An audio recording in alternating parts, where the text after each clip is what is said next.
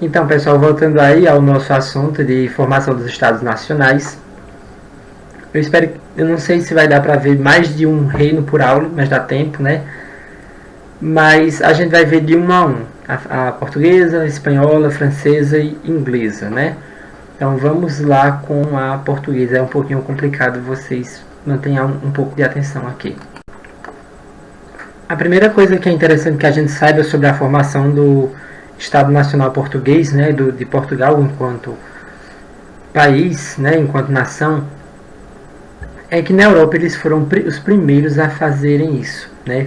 Eles foram a primeira região, território que se organizou como um Estado nacional.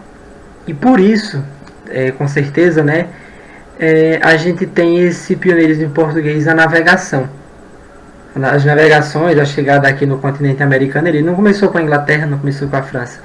Ele começou aí com Portugal e Espanha. Portugal aí enquanto pioneiros, né, iniciantes nesse processo de expansão marítima. Mas isso ainda não nos interessa. O que vai interessar para a gente aí é a formação disso. Eu acredito que vocês lembrem, ano passado vocês estudaram sobre o nascimento do islamismo, né? E como ele tinha saído ali da Península Arábica, do Oriente Médio, tinha atravessado a África e chegado à Península Ibérica. Se vocês não lembram isso aconteceu por volta do século VIII, né? Se vocês não lembram disso, vejam aí esse mapinha que está embaixo que está mostrando isso, essa migração dos islâmicos, né, para dessa religião e desse povo de forma geral, esse povo árabe, nessa faixa laranja que vocês estão vendo aí de terra. Eles saem da Península Arábica e chegando à Europa através da Península Ibérica. Então, o que é que vai acontecer aí? O que é que vai ser interessante para a gente saber aí, né? A Península Ibérica nesse período, por volta do século XII, já, né, eles chegaram lá no século VIII, pulando agora para o século XII, ela era quase que completamente formada por povos árabes, né? Os católicos, os cristãos, né? Eles estavam no norte da península e no sul a maior parte dela era toda coberta por povos, a liderança era por povos árabes. Então nós tínhamos aí 4 reinos, Navarra, Leão e Castela, que estavam nesse território e estavam querendo expulsar esses povos árabes daquela península, né? Que estavam querendo tirar eles dali. Eles pediram aí ajuda aos franceses, né? E começaram a vir alguns nobres franceses para ajudar nessa batalha, nesse conflito, que era entre os povos cristãos e os islâmicos. Então, o que é que vai acontecer aí? O Henrique de Borgonha, prestem atenção a esse sobrenome, porque vai virar uma dinastia depois, ele era um nobre francês, né? Ele tinha títulos, mas ele não era um monarca. Ele veio para a Península Ibérica e ele foi atuante, ele foi responsável aí por expulsar os árabes daquele território, né? Não, é claro que isso não acontece de um dia para o outro, não acontece de uma vez só, mas é uma coisa que vai acontecendo, que ele foi responsável, né? E foi desenvolvendo com o tempo. Então, em recompensa a essa conquista do Henrique de Borgonha, ele ganhou um anexo, uma faixa de terra que o território de Portugal, né, ali na Península Ibérica, e ele se tornou ali um governante daquela região.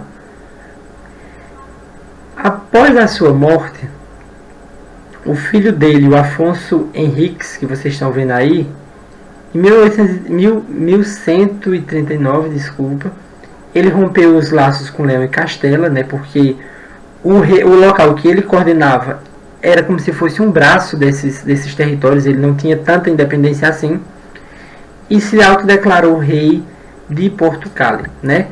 Ele começou a expandir o território dele, expulsar cada vez mais os árabes daquela região e formou ali o que viria a ser o reino de Portugal. Esse território, eu não sei se eu coloquei mapa, coloquei do mapa, mas esse mapa que tem aí, ele está falando dos reinos de Leão, Castela, Navarra e Aragão e como era o domínio dos muçulmanos.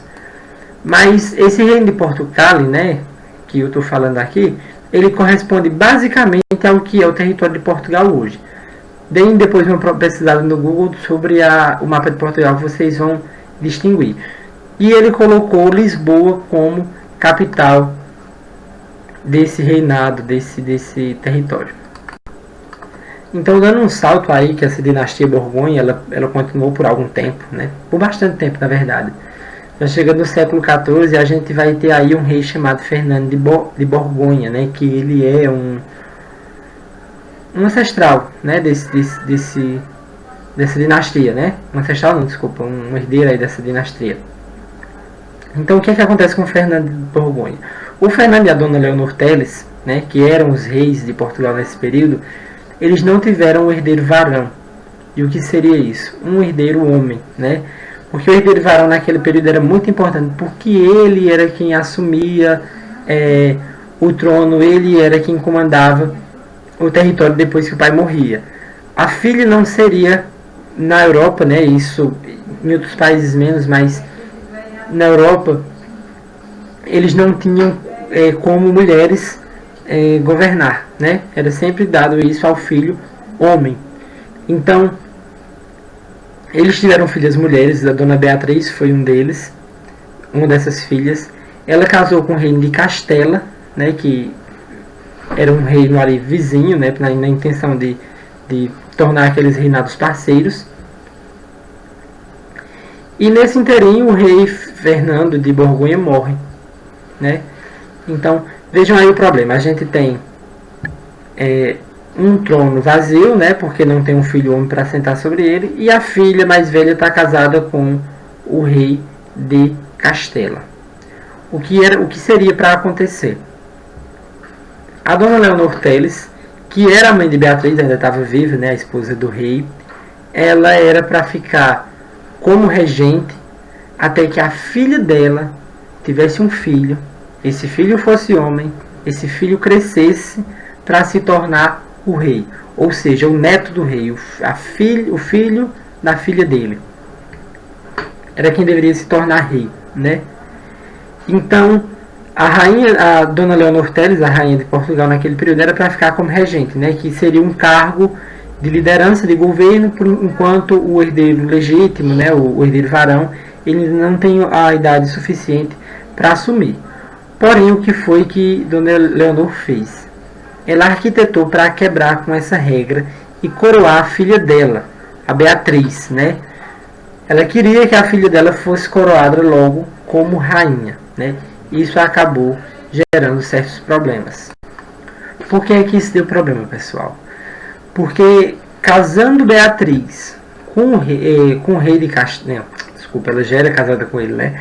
Mas unificando aí o reino de Castela e Portugal, por o rei de Castela ser o homem, né, a população de Portugal temia que ele se tornasse, ao invés de um reino independente, meros vassalos, meros subordinados ao reino de Castela.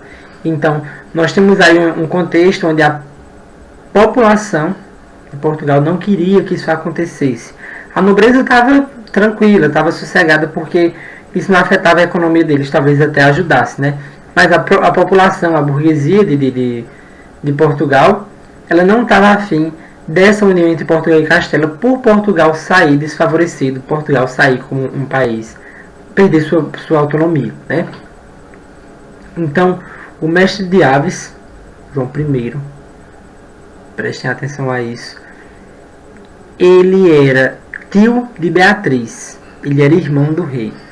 Só que porque ele nunca foi cogitado para entrar no trono, para sentar no trono e para governar, porque ele era um filho bastardo. Ou seja, ele não era reconhecido como herdeiro, já que ele não tinha sido concebido, não era fruto de um casamento. Ele era fruto dele do avô, né, da Beatriz, né, do rei. Era filho de um rei com uma amante, né, com mulher fora do casamento. Então ele não era visto aí como um herdeiro legítimo. Mas nesse momento de tensão em que a população estava se revoltando contra a ideia de unificar Castela e Portugal, surge aí esse João, mestre de Aves, né, que a revolução que ele fez ficou conhecida como Revolução de Aves, para tentar impedir que a Beatriz assumisse o trono, ou seja, que a Beatriz fosse coroada rainha, né? A gente vai ter uma revolução aí que dura 2 anos, de 1383 a 1385. Nós temos a nobreza de Portugal, nós temos a Portugal e Castela em confronto. A gente vai ter também gente atuando por fora, por exemplo, a França ajudando Castela e a Inglaterra ajudando Portugal, né, para esse confronto, porque a gente vai falar depois da Guerra dos 100 Anos e vai descobrir por que a França e a Inglaterra eles eram rivais. E acabaram cada um ajudando um lado dessa história, né? Então, depois de anos de conflitos, a gente tem a vitória do mestre de Aves, né? A Dona Beatriz ela é impedida de governar o território de Portugal, né? Então, em 1385, João I ele é coroado aí o rei João I de Portugal, né? Então, a gente tem aí um rei que ele está com a população a favor dele, com a burguesia. Lembrem-se que a gente sempre fala sobre isso. Para um rei ter uma campanha, assumir assim um trono que não era dele de direito ou coisa do tipo, é preciso que ele tenha gente rica financiando. Nesse caso do João I era a burguesia, né? Ele precisa da burguesia para manter o poder dele naquele território. Foi o que ele conseguiu. Em 1385 ele foi coroado rei e ficou determinado aí o que seria o reino de Portugal. Nós temos aí um absolutismo, começando em Portugal forte, né? Todo o poder centralizado aí na pessoa do rei. E nós temos aí uma indústria náutica se fortalecendo. Quando a gente for estudar nesse bimestre ainda sobre o mercantilismo, que é as práticas comerciais de Portugal, da Europa como um todo, e da tecnologia para navio, a gente vai ver como foi importante aí esse momento em que Portugal se torna independente e começa a investir em tecnologia para navio.